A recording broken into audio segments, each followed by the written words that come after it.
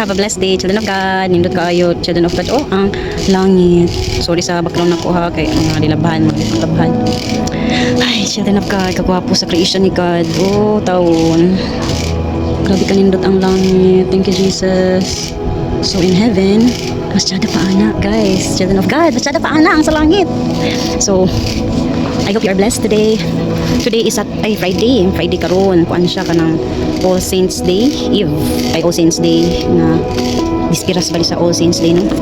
Na gina-celebrate sa mga among Christians. Most specifically sa Catholic.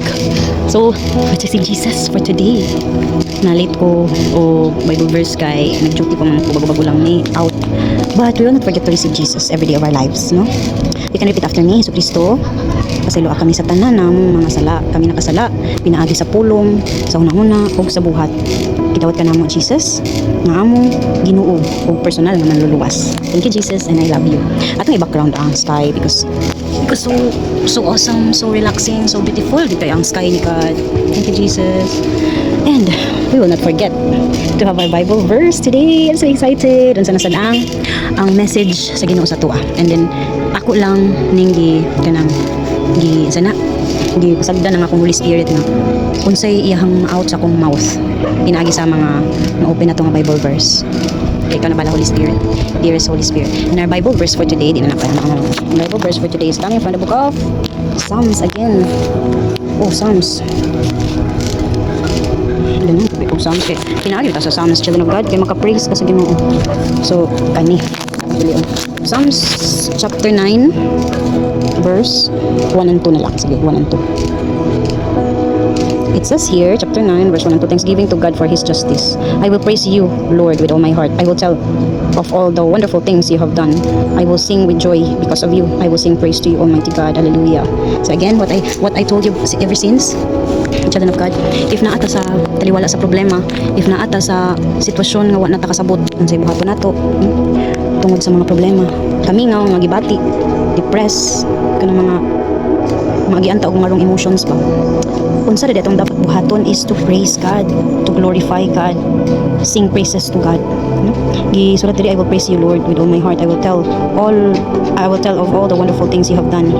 I will sing with joy because of you. I will sing praise to you, Almighty God. So every time di ay nating full ta grateful ta sa unsay naa sa tuwa, i-fill in na sa Ginoo unsay wala nimo, unsay kanang kulang sa imo, yan ang i-fill in because you're so grateful. You know how to be grateful. Gamay lang nga butang pero wala gyud ka na kamiss sa imong pag-istorya o pasalamat. Gagmay ra nga mga butang nga imong nadawat, magagmay madagko pero mapasalamaton ang atong kasing-kasing. Ganahan ang Ginoo ana. Ganahan siya og bless sa imo og dagkadaghan pa because you are so grateful. You are so kanang humble to give thanks to the Lord. Maskin pa man og hinatag na sa imong family, imong igsuon, imong friends or even strangers, even someone na-touch ka sa iyong pagkamanghinatagon. So aside sa nag-thank you ka sa iya ha, bring all the glory back to God. Kay siya man na daghan tao nga labi nag-stranger na nagpaabot og something, flower baka sa imo or something nga kumusta man ka, hi, na good morning lang inana, nag-greet sa imo ha, gwapo na sa kasing-kasing, murag matouch mo ka, wow lo sa dala gito siya, wa siya kaila sa ako pero courteous kay siya, ni good morning siya, wata kabalo kanang mga tao nga stranger sa tuang pananaw, wata kailaan na niya nagdo something good sa tua, wata kabalo nga angel din na siya sa Ginoo nga nag-descend diri sa earth, no? Angel din na niya dahulat lang ang angel kung dahulat lang ang certain stranger kung unsay imong buhaton nga kamaayo nga imong mahatag nga buhat sa iya ha, no? Nagulat ra na siya kay once na makabuhat kag maayo, of course that person will thank and glorify God because you exist in this in this world now. Paday na nga tao di ay kaliwala sa inaani nga sitwasyon nga akong ipakita sa iya pero andam siya gitabang siya nga walay pagduha-duha kanang pure kay ang heart, wala siya bagabag, wala siya kanang hunhunan na bitabangan ko ba ni basi ang akong tabang ani palitra og bulkasil, ipalitra og drugs, no? Kita we are kanang designed to give and love to all the people here on earth, to all the creations regardless of unsa na siya. Every time hatag monetary nga kanang object, wala na tay labot anak kung unsaon na sa atong gitagaan. We'll just pray nakatong atong gihatag mukuan to mulambo to or magamit to niya sa kahimayan sa Ginoo, dili niya ipalit og mga makadaot lang sa iyaha. But if inana man ka ang mahitabo ipalit ra day og makadaot sa iyaha, then ang consequence dili na natoa. iyahan na ng consequence, no? But atong ipahimang nung ano, wag mo hatag ta, then buy some foods for your family, like that, kanang para makabalo siya ba nga, padulong ang iya, ang imong kwarta ang gihatagan na person, padulong di ay gyud para sa pamilya, para sa pagkaon sa pamilya, no? So unsay kalabutan na akong gipang istorya sa bersikulo nga atong gi kanang gibasa karon, no? Kay tungod kay naamay nakabutang diri nga, I will tell of all the wonderful things you have done. So unsay ato aday na kuha nga wonderful things of gifts coming from God, na aday tay katungod ana nga i-share na sa uban, labi na katong mga kanang wala kay siya na bless luoy ba og sitwasyon, no? Mas maayo mo nang muhatag ta kaysa kitay tagaan. Mas gwapo og resulta kung kitay muhatag kaysa kitay tagaan. Tsada man gyapon sa feeling nga tagaan ta. Kung sa may atong ibalos no, balos jud pagpasalamat.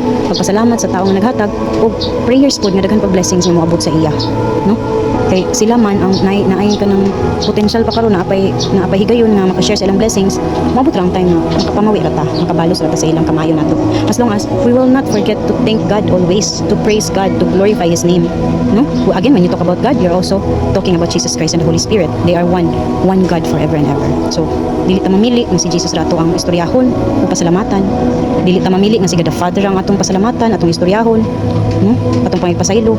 O again, ang Holy Spirit ra po, because they are one, no? Wala na to sa atong hunahuna nga separated na sila, laylay na sila. Once you will pray with God the Father, you're also praying to Jesus Christ and the Holy Spirit, no? So once you are asking blessings from God, you're also asking blessings from the Holy Spirit and Jesus Christ. So let's embrace it and put it in our minds na usara na sila. They are not jealous with each other because they are one. No, again, atong Ginoo, our God is a jealous God. Magselos siya sa pamaagi nga maghatag siya, mag-provide siya sa ato ang mga gusto gikinahanglan. Pero wala lang tayo pakialam. Wala na to gibalik ang panangdong ug himaya sa iya. Which is, wala man siguro siya nag-expect no nga pasalamatan na to kanunay. Wala man siya nag-expect, pero kung ikaw lugar nang hatag ka, nya naggrabing papasalamat sa imong gitagaan. Lami kay na siya tagaan ug utro. Grabe kay siyang pasalamat. Salamat jud kayo. Wala gyud lang naghatagaan ni sa ako, ikaw ra gyud. Muso, ikaw inanaon ka. Tanan paghahatag nga tao eh. Wala salamat kay grateful kay siya. Na-appreciate niya akong gitabang. I will still give this person kung kay dili ni malimot sa pagpasalamat sa Ginoo. Tungod sa iyang pagpasalamat, nalipay pud ta ba kay nakapasalamat siya. Comparing sa naghatag ka, wa jud naka-istorya pasalamat. Ungrateful ungrateful nga layo naman siya sa blessings kay dili man kabalo mo pasalamat, di man kabalo mo out sa iyang mouth og thank you God, thank you Jesus for this, thank you Jesus sa kinabuhi niya, kay naa siya nabuhi siya sa kalibutan nga nakapanghatag, nga nakapag-share sa iyang blessings, no? Ano lang ang mga istorya. Our mouth has been designed by God to praise, to give thanks, to honor God, to honor the Creator, to thank the Creator, and kita tanan gi-create ng taniya. We can give thanks to each one of us here in the world, no? Human as we are, makapasalamat ta sa isig katao nato, but dili nato hikalimtan magpasalamat sa Ginoo sa kinabuhi nga tao. So a challenge for us today is we should be having a heart of gratefulness. Kanang mapasalamaton nga kasing-kasing, no? That's the challenge for us. Nga atong i-embrace, atong kanang inject sa atong mga kasing-kasing ug hunahuna nga dapat kita mapasalamaton maskin pa sa gagmay o dagkong mabutang nga mabot sa atong kinabuhi. And for that, may God be praised. Be blessed.